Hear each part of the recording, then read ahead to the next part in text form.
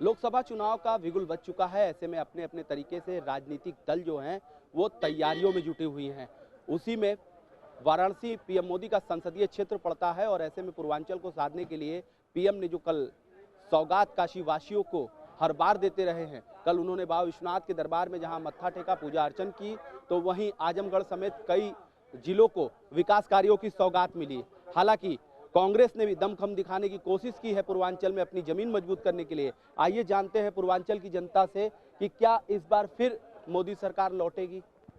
जी देखिए, देश के यशस्वी प्रधानमंत्री काशी के लोकप्रिय सांसद जी ने जो पूर्वांचल को दिया है, आज तक किसी ने दिया नहीं, कांग्रेस हो चाहे समाजवादी पार्टी, किसी ने आज तक दिया नहीं है। इसलिए आप पूर्णतः विश्वास है, काशी की जनता, पूर्वांचल की जनता ने मन बना लिया है कि 2024 के चुनाव में पूरे पूर्वांचल पे पताका भारतीय जनता पार्टी और गठबंधन का भरने जा रहा है। इसको कोई रोक नहीं सकता। मोदी जी ने जो काम किया है, वो काम के विकास के पथ पे जो भारत आगे बढ़ा है, भारत जो मजबूत हुआ है, उस बिना पे हम कह सकते हैं कि पूरे पूर्वांचल, वाराणसी सहित पूरे पूर्वांचल की सभी सीटें भारतीय जनता पार्टी गठबंधन जीतने जा रही है। आप युवा हैं, क्या काम हुआ है युवाओं के लिए, कुछ दिख रहा है ऐसा? युवाओं के लिए देखिए बहुत से हमारे जैसे अभी सिगरा स्टेडियम है, वो स्टेडियम पहले कुछ ऐसा नहीं था। अब देखिए इतना बढ़िया स्टेडियम, भव्य स्टेडियम बन रहा है।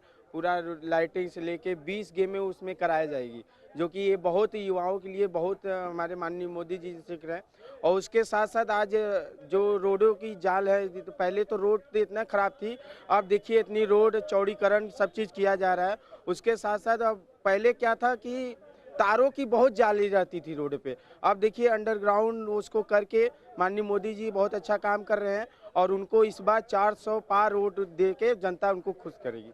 आप युवा हैं, लगातार क्षेत्र में जाते रहते हैं, काम देखते रहते हैं।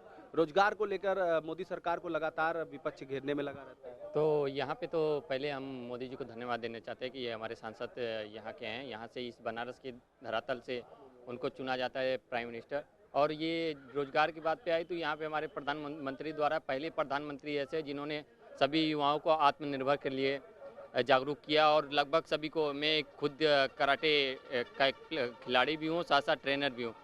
मैं रोजगार अपने मोदी जी की प्रेरणा पे अपने पैसे चलकर मतलब रोजगार के लिए अपने से कर रहा हूँ। ऐसा रोजगार में हम लोग का करने का सिस्टम है कि अपने साथ साथ बच्चों का भी भविष्य उज्जवल करो और बच्चों को करियर भी आगे लेके चल रहे हैं। और 4 लोग को अपने साथ जोड़कर उसको खेल के माध्यम से, कराटे के माध्यम ट्रेनिंग देकर उनको रोजगार के लिए भी इस तरह से प्रभावित किया जा रहा है। लगता है विपक्ष प्रभाव डाल पाएगा लोकसभा के चुनाव में मोदी सरकार पर? तो इस बार का तो आप लोग अभी देख ही रहे हैं, सभी लोग इस समय तो जनता पूरे मूड में, पूरा एक तरह से बोलिए तो माहौल जनता ही बना रहा है। यहाँ पे तो हम कार्यकर्ता से लेकर जनता तक सब मोदी इस बार बोल रहे हैं। इस बार तो 400 पार लगभग हो ही जाएगा, इस बार यही उम्मीद हम लोग जताया। क्या लगता है मोदी सरकार इस बार फिर से जलवा दिखा पाएगी तीसरी बार? इस बार मोदी सरकार एक इतिहास रच देगी, जो अभी तक जो कोई पार्टी नहीं कर पाई वो इस बार मोदी सरकार करके दिखाएगी। जो 400 का लक्ष्य है वो जरूर पार होगा। तो 400 का लक्ष्य जरूर पार होगा। कुछ और लोग भी हैं, उनसे भी जानने की कोशिश करते हैं कि क्या किस तरीके का चुनावी माहौल इस समय है मार्केट में। बहुत ही बेहतर है। प्रधानमंत्री जी जिस हिसाब से जन कल्याणकारी योजनाएं देश के प्रति समर्पित होकर और लोगों के प्रति कर रहे हैं, उसका बहुत ही अच्छा आम जनता के बीच में एक फीडबैक है और चीज़ें अच्छी चल रही हैं। लोग विकसित भारत एम्बेसडर बनने के लिए बड़ा इच्छुक हैं और नमो ऐप के माध्यम से विकसित भारत एम्बेसडर बन भी रहे हैं। तो इस तरह की बहुत सी क्रियाएँ चल रही हैं और आगे वाले दिनों में आप और भी देखेंगे। क्या फिर इस बार मोदी सरकार लौटेगी? जी लौटेगी।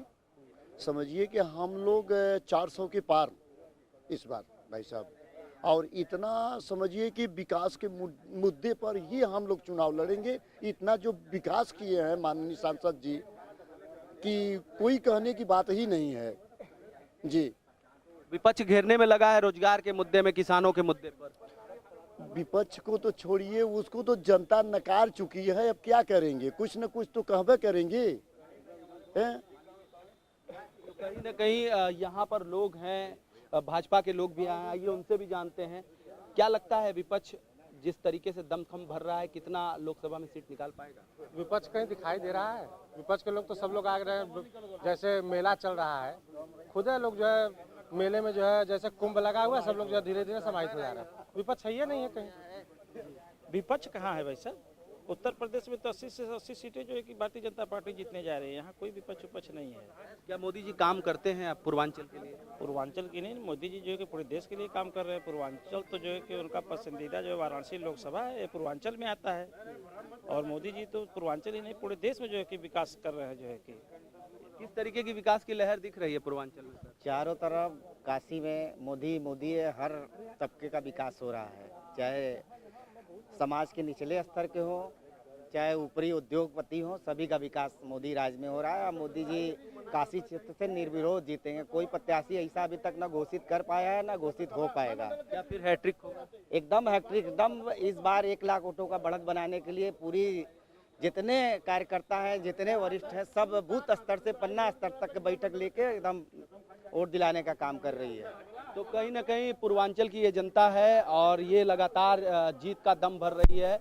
कुछ और भी लोग हैं, उनसे भी जानते हैं कि पूर्वांचल में इस बार विपक्ष कितना काम कर रहा है।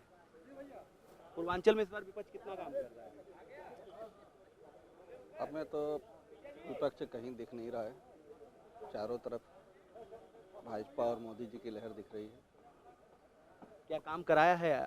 कहा जाता है कि मुस्लिमों के हितैषी नहीं है ये सरकार। क्या मुस्लिमों के लिए काम हुआ है कुछ? भाई जो भी सरकार की योजना है उसमें कहीं तो ये नहीं कहा गया कि ये मुस्लिमों के लिए है या फिर ये हिंदुओं के लिए है। ना धर्म का उसमें कोई भेदभाव है, ना जाति का कोई भेदभाव है, ना जात का है। तो भाई सरकार की जो योजनाएं उससे सारे धर्म और सारे जाति के लोग उससे फ़ायदा उठा रहे हैं। क्या तीसरी बार केंद्र में फिर सरकार बनेगी? श्योर ज़रूर बनेगी। बढ़त हासिल होगी या विपक्ष जिस बढ़त हासिल होगी। सर क्या कहना चाहेंगे, किस तरीके का काम हुआ है? नहीं, बनारस में देखा जाए तो हर तरह का विकास हुआ है और सरकार की जितनी भी योजनाएं हैं, चाहे जनधन योजना हो, आयुष्मान कार्ड हो, उसका मैं तो ये कहता हूँ कि आयुष्मान कार्ड का लाभ जितना ज़्यादा अल्पसंख्यकों को मिला है, किसी और को नहीं मिला है। फ्री राशन है।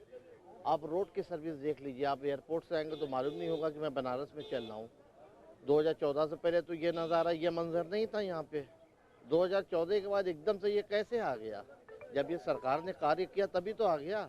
अभी तो रोपवे का भी काम चल गया है और मोदी जी ने जो भी स्कीम निकाली है बनारस जिला के लिए, 1-2 सालों में वो भी कंप्लीट होकर सामने आ जाएगी। बुनकरों के लिए जाना जाता था काशी। ऐसे में अगर बुनकर की बात करें तो बुनकर की क्या स्थिति है? नहीं, बुनकरों की स्थिति तो अभी बहुत अच्छी है और जो रियायती दर पे जो बिजली मिल रही है वो भी मिल रही है। और जहाँ तक मंदी का सवाल है तो ग्लोबल मंदी है, वो तो इफेक्ट सब पे आएगा। ये क्या लगता है मोदी सरकार एक बार फिर तीसरी बार आएगी? 400 के पार।